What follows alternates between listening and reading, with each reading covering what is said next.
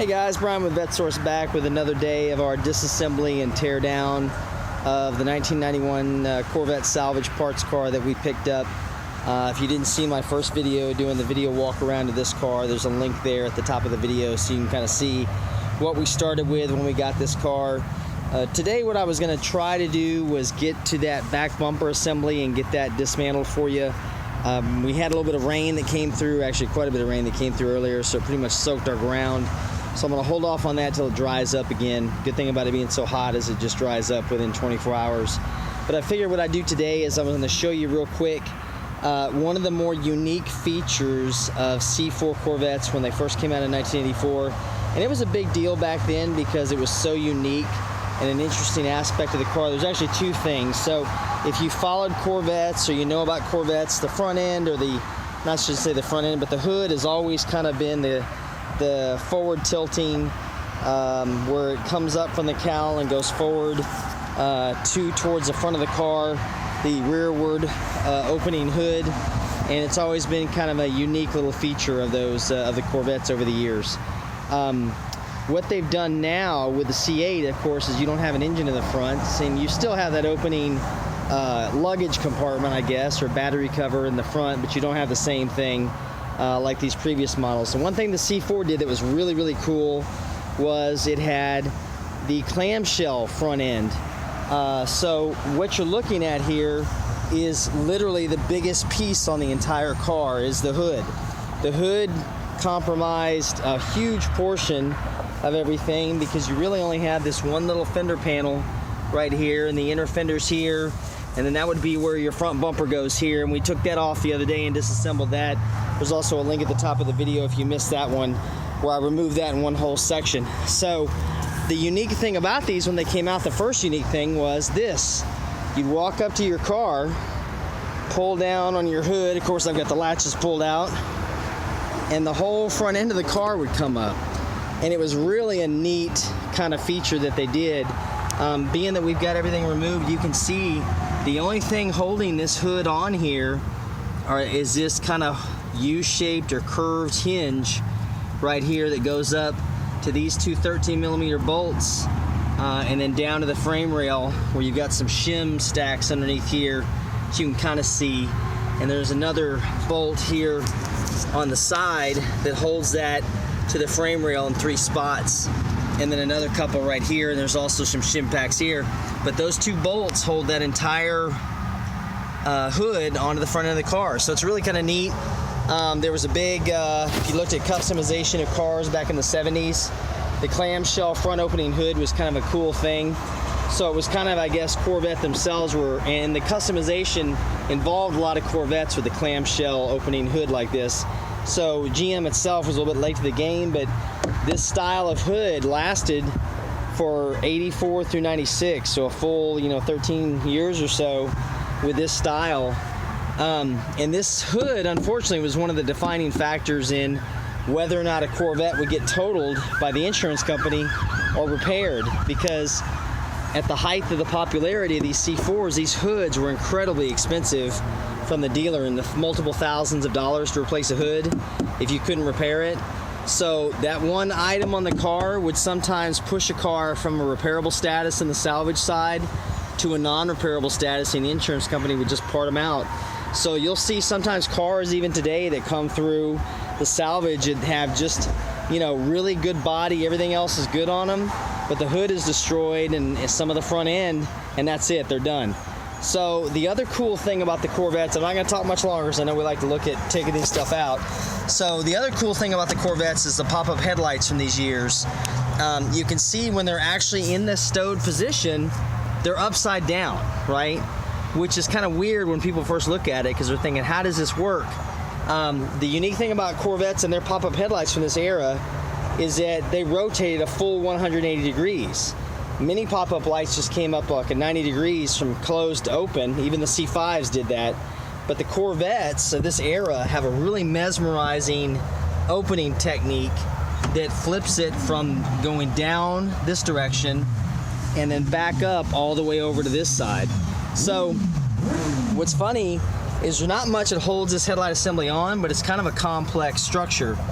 This being the headlight motor here, what I'm going to do is I'm going to turn it real quick so you can actually see in slow motion how this turns. So this, by the way, is your manual knob, just in case you get stuck and your headlight motors don't work. But you can see here as I'm doing this, the headlights rotate a full 180 degrees around into the open position. And many of the other cars carried the same GM headlight motors, like even my Formula 350s have this same style. And I did another video of those just recently, rebuilding the headlight motors on the yellow Formula 350 I have. I've got a link on that at the top there if you want to check that out. But that's actually how this headlight assembly rotates from the closed to the open. So it's really kind of cool for a gearhead guy or girl. Taking a look at that is kind of neat, and you can see the way the mechanism is moving right there as it goes down back into this closed position.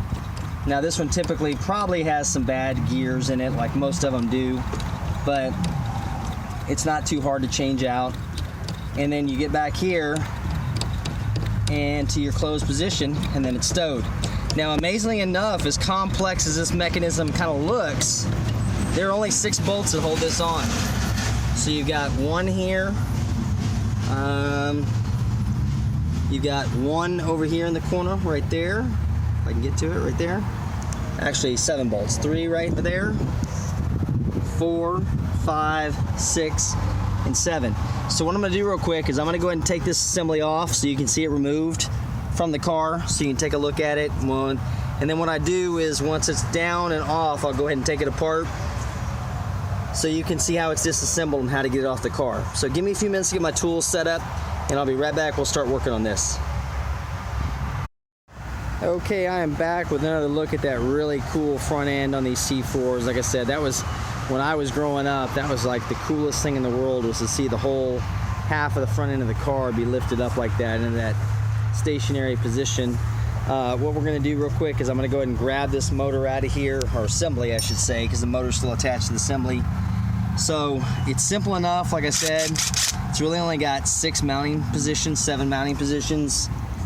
This here, interestingly enough, these 2 on the bottom, if you look real closely, you can see there's a nut plate back here built into the hood. And this channel was in the hoods from '84 till about, I think 93, I think is when they stopped. And this channel's metal, so it just basically contains a nylon nut plate back there. I'll show you a little bit closer when we get it out. And after 93, they deleted it because they had a problem with them just rusting out over the years. So they decided it wasn't worth their effort keeping those in, so that the 4 bolts were enough. And then they actually got rid of this brace as well. So they strengthened the headlight bracket assembly up, the U-shaped. So we've got this one here we're taking out. We've got this one loose. This is just a dowel pin right here.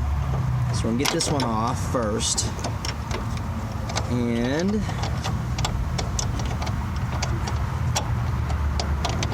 get to it. All right, that one's out. We'll push that pin out of there. And that pin is right there. So it's just a one-sided pin that holds that in place. And then what I'm gonna do is start from the bottom and work my way up. So we've got, this one comes out pretty easily. And then this one comes out really easily. And then this one comes out. I lost my bolt there, I'll find that in just a second.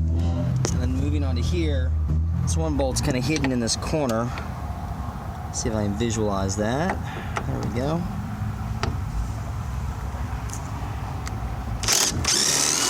And then that whole bracket comes off with it. That support bracket. You can see, looking at this, that the washers are built into the nuts to keep extra tension on it, the assembly, so it won't go anywhere. And then of course there's the upper one there. You can see the headlight motors start to come, the assembly start to come loose. And then the last one here, and the whole assembly is pretty much ready to take out. So let me grab my extra hand here once I put my tool down. Got that out, and we're just gonna lift straight back with it, and the whole thing comes out. And that's all there is to it, to making the assembly come out of the car. Like I said, it's a little more challenging than it looks, but it's not bad. So let me get this set up on my workbench real quick, and I'll get back and I'll show you guys how to actually disassemble this entire assembly into the individual piece parts so that we can get to the headlight motor. I'll be right back, guys. Okay, I'm back here on the workbench, guys, ready to take this headlight assembly apart for you to show you how we're going to be able to get to this motor assembly here. So what I'm going to do real quick, first things first, we need to go ahead and get the headlight bezel off of here. So we're going to work on that first. This just is simply a matter of a basic, T10 Torx bolt or Torx driver to get that off of there. So we're going to loosen those up, and those loosen up pretty easily. These are the ones on the front, and these are the ones on the back right here. I'm sorry, these are both on the front. So we'll take these off right here.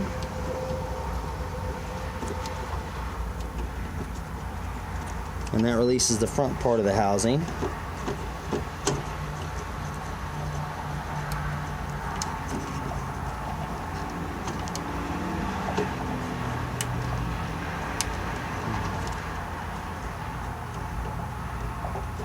And they're longer than they look, so bear with me a second. I need to grab one more tool out of here that I forgot.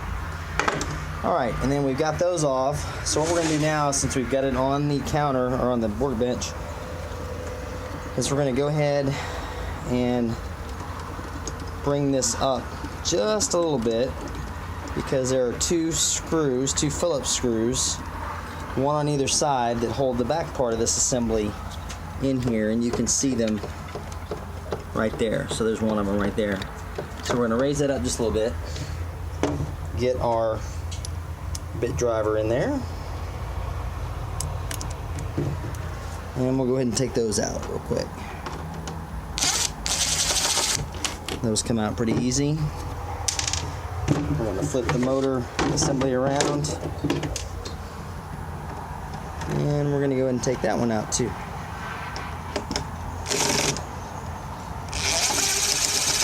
And that one comes out. You can see these are real shallow. They're not long through bolts, because they'll actually get hung up on the inside and cause problems. So once you got that out, that bezel assembly lifts right off of there. This is actually as far as you'd get to if you were going to go ahead and change the headlights on your Corvette.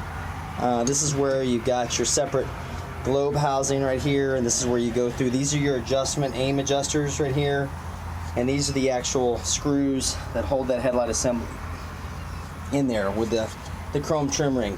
So once you get it to this point right here, there's really only a few more bolts that are going to hold the headlight assembly to this inner portion right here. And what we can do is, because I'm here working on it already, we'll go ahead and get the lower portion, this bezel, off first. So let me grab one more tool I forgot I need, you guys, and I'll be right back.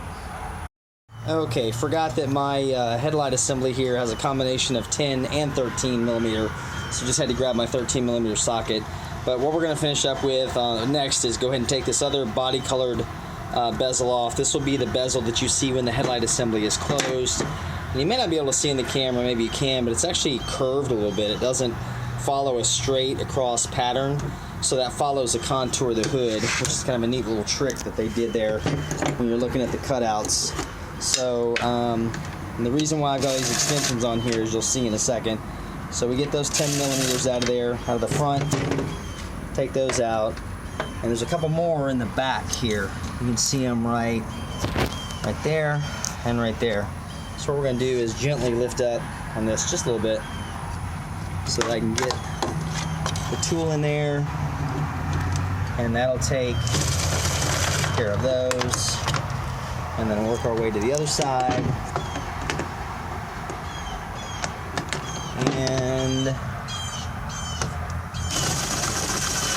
that'll take that other side. So now the other side of our body colored bezel is ready to come out.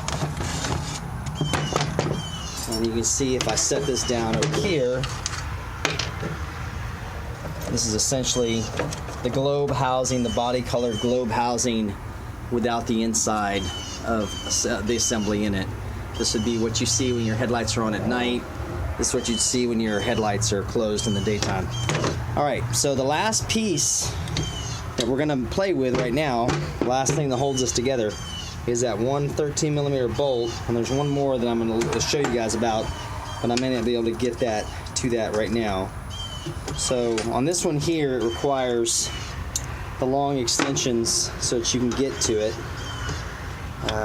without tearing everything up. We'll see if I can do this on camera without messing it up too bad.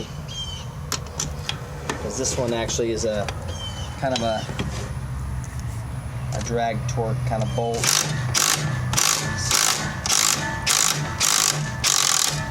You can see that one releasing there, and that one comes out. And that's the main pivot shaft. That's the main shaft from the headlight motor itself that goes in, and this is what actually rotates the assembly. If you look there, see if I can visualize this for you guys. At that dowel pin, there's a dowel pin right in here. And that's what goes in there and spins this entire assembly. So, you can see it here. See how the headlight bracket is coming down when I turn it a different way? What's actually spinning is this against inside of here, that little cutout right there. There's that dowel pin right there. So for tonight, what I'm going to do is show you guys, there's two bolts that hold this assembly headlight motor onto this bracket. There's one right there that I can't really get to tonight because I don't have my special tool. There's another one right here that we can take out, and we'll see if we might get lucky, because I'll show you the trick here in a second. So we'll take this one out. Okay, got that one out. And let's see here. Now if you notice, that bracket is slotted right there. So really all you've got to do is loosen this up and pull up to the top, and it will actually come out of there. But I think it's going to be tight enough, we're probably not going to be able to get that out. So the last thing that you'll do on this, and I may not be able to get this one-handed, guys, so I'll probably have to stop right here, is this assembly, once this shaft comes out of the side right here, this inner assembly here will come straight out. The headlight motor will come off of here, and then you're going to have the bracket, the headlight globe assembly, and the headlight motor itself. So that's going to do it for us for tonight for headlight motor disassembly. I'd like to thank you guys again for watching, sticking with me to the end if you watched all the way. If you got any comments or would like to see me take apart a particular item on the car, let me know in the comments section. Make sure you hit the like button if you like the video or want to subscribe. Just hit that subscribe button, because I'll try to keep bringing more videos down on me tearing up the rest of that 1991 Corvette parts car. Thanks again, guys, and we'll check back with you tomorrow.